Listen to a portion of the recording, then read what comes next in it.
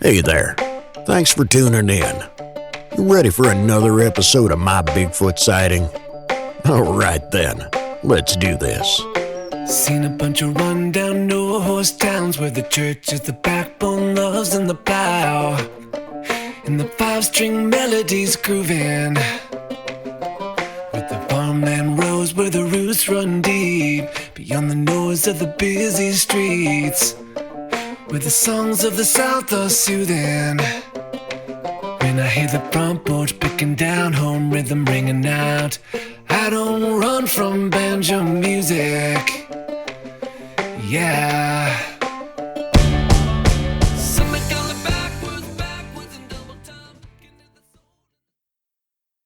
If you've had a Bigfoot sighting and would like to be a guest, please go to mybigfootsighting.com and let me know. My Bigfoot sighting happened in the late 70s. We lived in Grants Pass, Oregon, out in the mountains. I mean, we lived miles out into the mountains. I mean, our nearest neighbor was probably maybe 2 miles away. It was me, my mom, my best friend, my little sister, and her best friend. And we were in a trailer that had some big bay windows in the front. We were all sitting in the living room watching TV and talking, and we heard a thump on top of our double wide trailer. Now, these double wide trailers are like houses. So the thump happened, and we kind of looked up towards the ceiling. We were thinking maybe one of the plants hit the wall. But the next second, we heard big footsteps from something that was bipedal with 2 steps. With 2 steps, this thing went 1, 2, and this, whatever, of course, to me, it was Bigfoot since I seen him, was with 2 steps that he took, he was already in the middle of our trailer. It stopped. My mom grabbed our rifle and opened up the door. Well, when she went to open up the door, we got a really bad whiff of, to me, it kind of smelled like a wet dog. I never asked anybody else what they thought of the smell, but the smell actually came in when she opened up the sliding door and she had the rifle and she yelled outside, "Whoever it is, I have a rifle and I know how to use it," which she did. I mean, she was on the sheriff's reserve a couple of years earlier than that. Anyways, he turned around, he or she, and with 2 steps, walked back to the end of the trailer. Well, I ran to the bay windows and we had these long curtains. I opened up the curtains, and the way our trailer was set, our light to our porch was on the opposite side where the sliding door was. So it was a little bit dark, but you could still see a little bit with the light. This thing jumped off of this double wide trailer like you were walking off of a step. My mom had a 70s Datsun station wagon back in that time. And when it landed right next to my mom's car. And I remember thinking, man, that's big, because the top of that car itself was a good, 5 feet off the ground. And this thing was probably maybe 2.5, 3 feet taller than the car. I didn't see no facial features because, as I mentioned before, it was dark, but I did see the complete outline of him. His arms were all the way down to his knees, and he took a step with his left foot, and then he just kind of turned around and looked at me. I mean, we locked eyes for sure. It felt like he stood there for a long time, but of course it was only mere seconds. He looked at me and turned and walked away into the mountains. We then called the sheriff's department, and about 6 cars showed up, lights flashing the whole thing, which we thought was kind of odd. When you call a sheriff's, even back then, you probably get one car, but we had several cars flying down our we had a really long dirt road. We later found out that there was some ranchers in the area that had sightings of something. Of course, it was never printed of what, but I think it kind of coincides with the sighting that we had, because I did talk to one of the officers. I don't remember the exact, because I didn't even know what Bigfoot was back then. I was young. I was in the 6th grade. I'd never read about it. I'd never heard about it. All I could tell him is that he was big, hairy. His hair was probably about 2 to 3, maybe 4 inches long. I could see a little bit of his fingers, but again, it was kind of dark. I didn't see any facial features, but I remember that's all I could tell the officer at the time. So that was my sighting. Again, that happened in the late 70s. About 86, we're Native American, and my aunt and my 2 cousins were on their way back from the reservation that's located in Chiloquin, Oregon. They were coming through a place they were on their way to Cave Junction, which is very mountainous out there. I know there's been a few sightings out there as well. What my cousin and my aunt told me is they came up over one of the little hills, and right in front of them, or it was late, I think they said it was probably like 10:30, when a Bigfoot walked right in. This out in the middle of nowhere, so there's not going to be a person in a big suit walking across this highway where you have people doing like 70 miles an hour. Walked right in front of him. He walked across the road, stopped, and then he turned around to watch them pass. Dave said that he had the long hair. He was probably about 6 to 7 feet tall. My aunt slowed down, but the boys told her not to stop, of course. He just kind of looked at them and walked off. The third thing that I have is there's been a lot of sightings up at our reservation in Chiloquin. They've been one of the Bigfoot series. I don't know if it was a Finding Bigfoot. I think they also went up there to investigate. But my dad and my brother were up there camping. And when my dad went up there, he went up there for weeks at a time. So it wasn't, just one overnight camping. They would stay for weeks. My brother T, that's what we call him, was in his tent, and it was late. My dad was in a trailer that they had pulled up there. And T said that he could hear little trees breaking and branches, and it's a mess up there.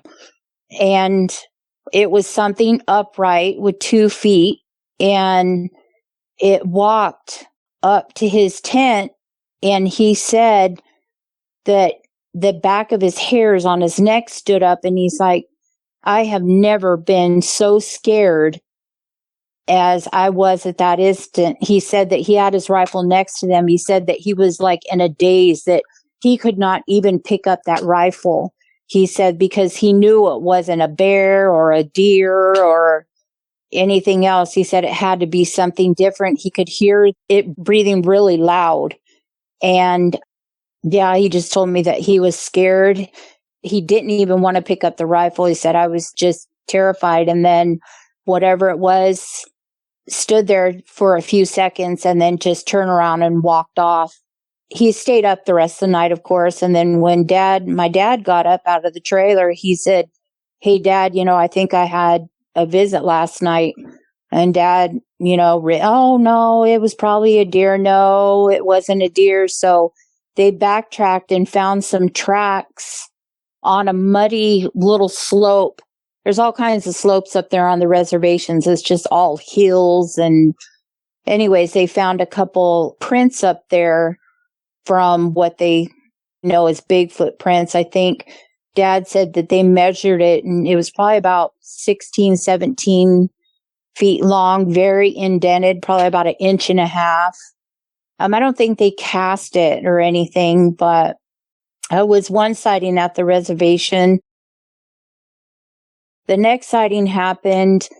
My brother was up there again at a different time with his fiance, and they decided to go up to this one ridge that he had never been up. And he said that they started hearing footsteps and something was following them, but it was kind of paralleling them, like maybe trying to watch what they were doing or where they were going. And he said they got up to the ridge and up on this flat hill thing, he said that there was prints up there. But what he also said is that there was one big round spot of burnt grass. And I don't know what the diameter is. He said it was pretty big, but he didn't hear anything else, any more footsteps after that. But what he was telling me is that he was amazed because, there's this big round burnt spot up there. And he's like, to me, it looked like something had landed. And then there was prints all the way around whatever was up there. It could have been anything, but he just thought it was kind of weird that there was prints around this big round circle. So I mentioned before that we're native, and I have a couple cousins that go up in the mountains sometimes to look for, different kind of berries that they use for medicine. And there's a certain area over on the side of Cape Junction that they go up to pick these wild berries. And he said that one time they had went up there and something had followed them back to the car. They'd never seen what it was, but they had a wild guess. And I guess my aunt or somebody had mentioned before that they thought one of the Bigfoots lived up there or whatnot. I don't know what they call it in our language. So the next time my two cousins went up there, they decided, I think it was like the next year, they decided to take some fresh fruit. And at that time, pears were in season. So they stopped at a roadside market over in Selma and picked up some pears. And they went up to where they had found like a log, but it looks like something had dug something underneath, maybe to sleep in, sit in, who knows. They went ahead and they left these pears there. But he said when they turned around to leave, something followed them out. Something on two legs followed them out. Anyways, they left. And then I believed he said the next week they came back, they brought more fruit. Well, he said that they went back about 3 or 4 times. Every time they went back, they took fruit with them. Something would leave them a little gift and the fruit would be gone. He said sometime it would be like a beautiful little rock. Another time, he said there was an old mason jar from the 1900s that was left there.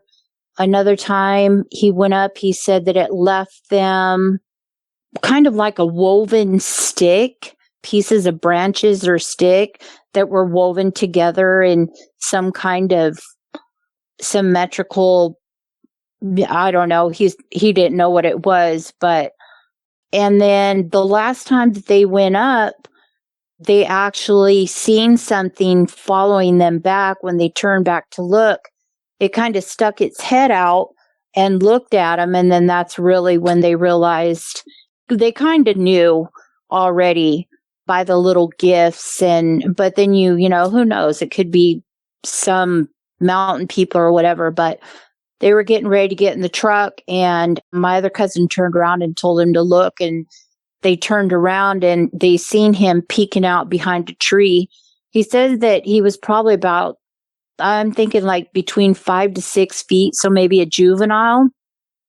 I don't know. I don't know how tall they get, but they realized that every time that they went to go leave the fruit and then they would come back, they would leave him a gift. So, I mean, he would leave them a gift for, the offering of the fruit that they left. But yeah, that's another thing I just remembered as we were sitting at a powwow talking about it one day. But yeah, that's my sightings. I know that there's been sightings up at the reservation of lights. I know in Finding Bigfoot, they went up there. They too encountered different lights and sounds and something paralleling them, I think. But there's some other accounts that have happened up there with, some of our tribe going up there and hunting. But yeah, that's all I got.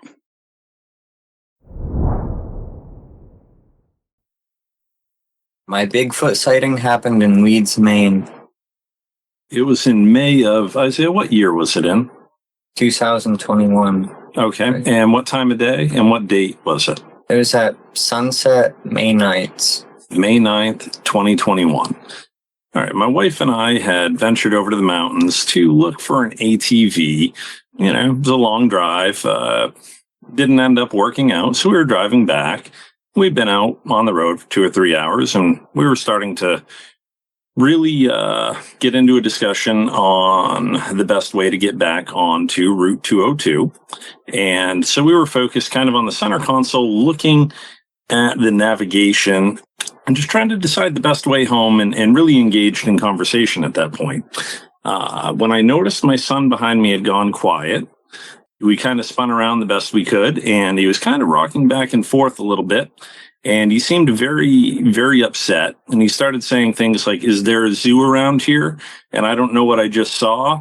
And then he'd almost cry and then go back into it, to the point where it started freaking me out, and I pulled over and actually tried to spin around, and did it in such a manner that I ended up putting a little dent in the corner of the Tahoe that was pulling the 12-foot trailer. Even though the trailer was empty, I just did it so quickly because I wanted to see whatever it was he saw. Of course, when we got back, to the place where he had seen that, there was nothing there at that point, and it was, rather dark.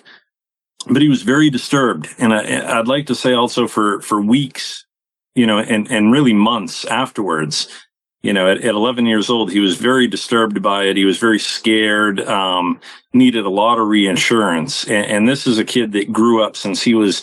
When he was 3 years old, I put him on a golf cart and let him go through wooded paths. And then by the time he was 6, was out on a 4-wheeler in the woods all the time.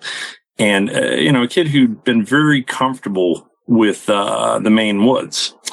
And it took several months to get us back to that same place, if not, a year or two. Now Isaiah is really pursuing and trying to see one again. He's faced his fear, and he's 15 now. And Isaiah, why don't you tell him what you saw? Okay. So as we were driving, I was on the left side of the car looking out the window, looking for mountains and whatnot, views, because it was a pretty mountainous area. And I saw something that wasn't supposed to be there. On the left side of the road, probably 100 feet away at max, there was this thing standing there, just right in front of someone's house, actually, looking like it was probably going to cross a road in a second, but it got stopped when a car came out in front of it. And it looked very ape-like, actually. It was kind of beige, like the color of a deer, had big brown eyes, and what stood out to me by far the most was its mouth. It looked like it had a very, very large jaw.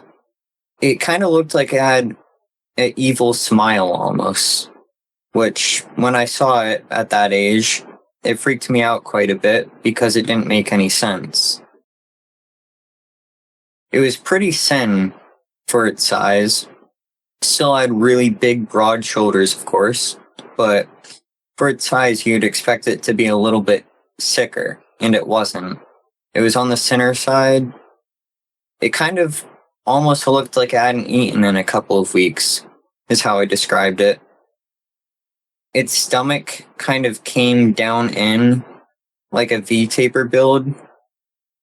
It almost looked like you could make out bones on the side of it, like it was really thin. And it didn't have any hair on its face, didn't have any hair on its stomach area. Could actually make out abdomen muscles. It didn't have long hair like some people describe, probably an inch or two long at max. I'm not sure why, but I can't exactly remember below its stomach because I was so focused on its face. I do remember that its arms were long enough, though, that I don't remember its hands. They came down too far. I'd say it was at least 9 feet tall, if not 10. Now, talk more about the smile. Now, when you had told me about it, like you'd said it was. It looked like a almost ear to ear smile, freakishly big and wide. Really freaked me out. It wasn't showing teeth, though. These were pursed lips, like lips that were together. Yeah, lips that were closed. From ear to ear.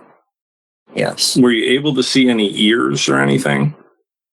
I can't remember that detail off the top of my head right now. What did it do as we came around the bend and you saw it? You had described a motion that it did. It did move a little, so I knew that it wasn't a statue or something. Just a little left to right, very slight, tiny movement. But for the most part, it was standing still. And it kind of looked like it was maybe pretending to be a tree or something. It was frozen in place. Like it stiffened up, or what it do? I really don't know what it did. It just looked like it was trying to pretend that it wasn't there, even though it was. All right. Well, because I know, your mother and I, we had, you were really freaked out for a long time. I'm still freaked out of the woods a little bit. But you still go back. You enjoy Bigfooting and going out and, we go to northern Maine. We go all over the place and look for Bigfoot at nighttime, too, with red lights, big red lights, and find all kinds of clues. All right. Well, it actually first came around with, I wanted to get in touch with the Maine Bigfoot Foundation because I made a decision to do a full-length feature documentary on the subject. And I'm planning on calling that Bigfoot, Maine's Secret Cryptid. I've been going around and interviewing eyewitnesses for the past few months, and I have several wonderful stories to tell of people who have had, very similar to my son, they saw something well beyond their experience, and they have a story to tell about it. So that's going to be really interesting when that comes out, because when you look at Maine's population, you look at, we're at about 1.4 million people, and almost everybody lives in the lower end of the state. As you get up into the northern part of the state, it's just vast wilderness and forest. In fact, Maine is 90% forest if you count the lakes with it. That leaves a lot of space for there to be an undiscovered species or megafauna. And I really want to cover this subject for the sake of my son and what he saw, to do it justice, to help him feel better about what he saw and to help others feel better about what they see. Because the first thing people like to do, people are a little bit vicious in this respect. They love to make fun of people that have seen something that they don't understand and talk about it. And it's always really, something that I've noticed, especially on all the different, Facebook groups that I'm on, is that somebody will put something up and everybody ridicules them. And half of the people ridiculing them are people that believe in Bigfoot in the first place. So I really want to try to dispel that through this documentary. And I'm basically going to do a portion on people who have seen it, I'm going to cover the history of Bigfoot in Maine, and then maybe even cover some of my expeditions going out there before we reach a conclusion in that movie. Now, in the meantime, while I was making that movie, I reached out to the Maine Bigfoot Foundation because I wanted to go up there and see if I couldn't film with them and do a few expeditions with them. We went to Enchanted in the West Forks in July, and that was very interesting. And I do cover that on my YouTube channel.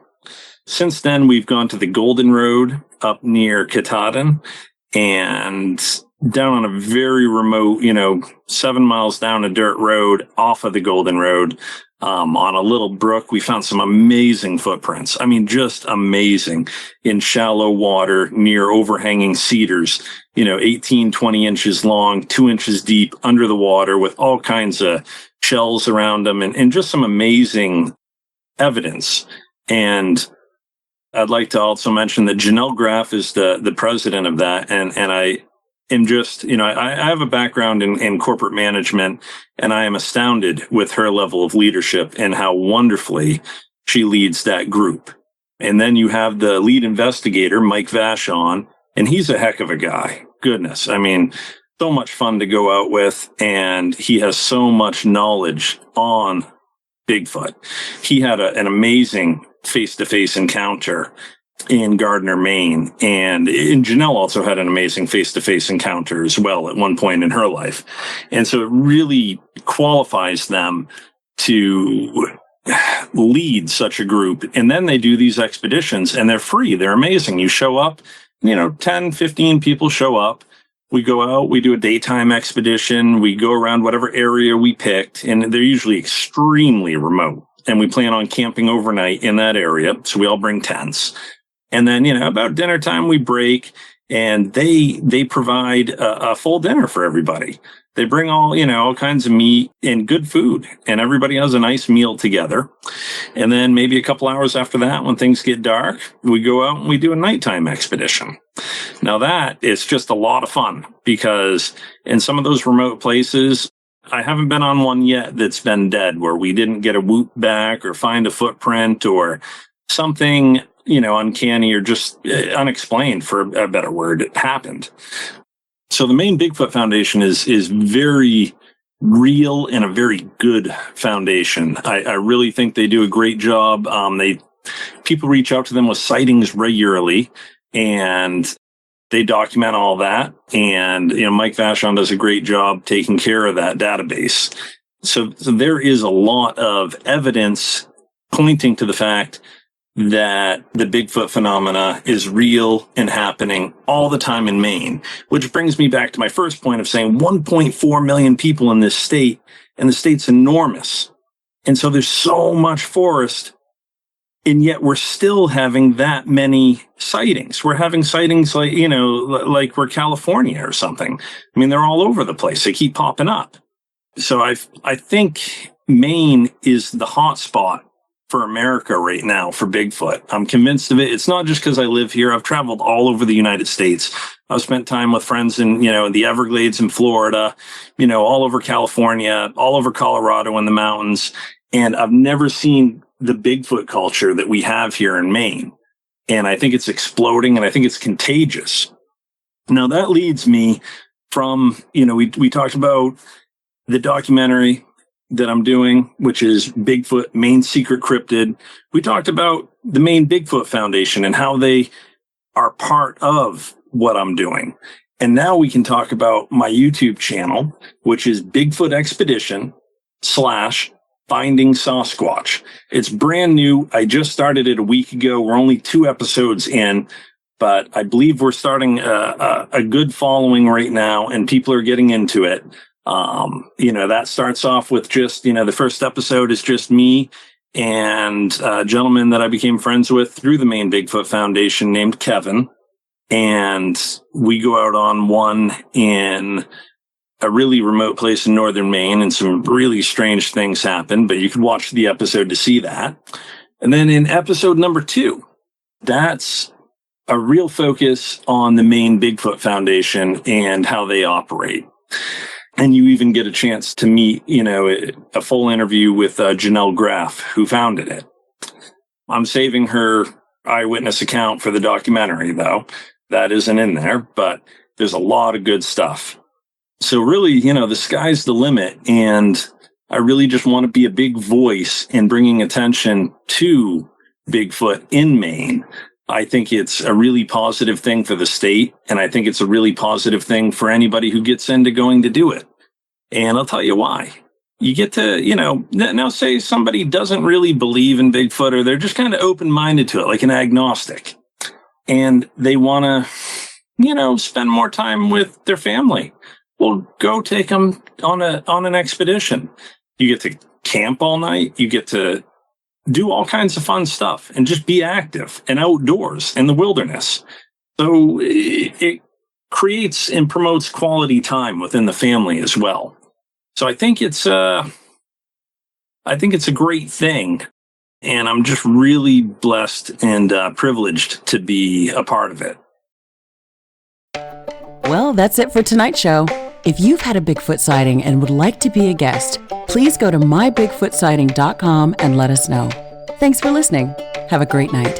Seen a bunch of rundown, no-horse towns where the church is the backbone, loves and the plow, and the five-string melodies grooving, with the farmland rows where the roots run deep, beyond the noise of the busy streets, where the songs of the South are soothing. When I hear the front porch picking down, home rhythm ringing out, I don't run from banjo music. Yeah. The sound of a memory brings me back to the bluegrass playing on my dad's 8-track. His pickup man had been through it, getting through the day on Scruggs and Skags, bucking hay bales to those Tennessee jams. There's no other way that I'd do it. When I hear the front porch picking down, home rhythm ringing out, I don't run from banjo music. Yeah.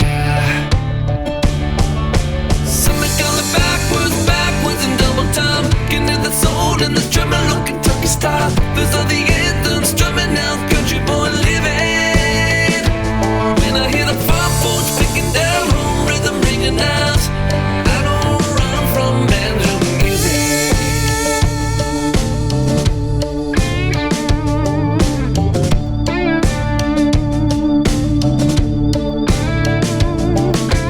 Pace of the city life drives me wild. The only tune is the cars rushing by, with the bass on the stereos booming. When I hear the front porch picking down, home rhythm ringing out, I don't run from banjo music. Yeah.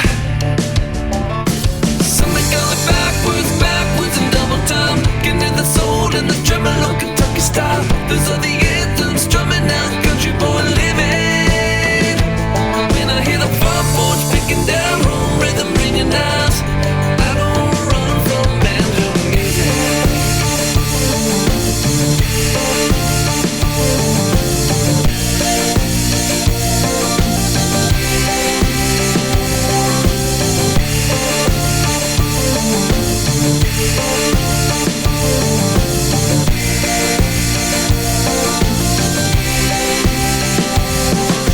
Something going backwards in double time, looking at the soul and the tremolo Kentucky style. Those are the anthems strumming out, country boy living. When I hear the front porch picking down, home rhythm, fried chicken, pork swing, mama's best sweet tea kind of sounds, I don't